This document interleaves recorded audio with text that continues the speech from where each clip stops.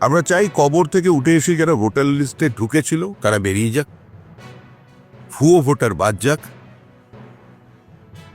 শ্বশুরকে যারা বাবা বানিয়েছিল তারা বাদ যাক, যাদের ফর্ম ফিল আপ থেকে বোঝা যাচ্ছে ভাই বোনের মধ্যে বিয়ে হয়ে গেছে তারা বাদ যাক। সামগ্রিকভাবে অনুপ্রবেশকারী রোহিঙ্গাদের বাদ দিয়ে পশ্চিমবঙ্গের মানুষ একটা বিশুদ্ধ ভোটার লিস্ট পাক।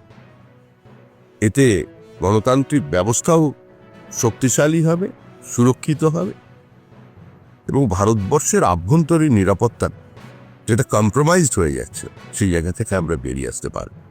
আমার মনে হয় এ নিয়ে কোনো রাজনীতি করা উচিত নয়। এখানে বিভাজনের রাজনীতি ভুলে সমস্ত মানুষের সঙ্গে দাঁড়িয়ে সমস্ত রাজনৈতিক দলের ঐক্যবদ্ধভাবে সিদ্ধান্ত নেওয়া।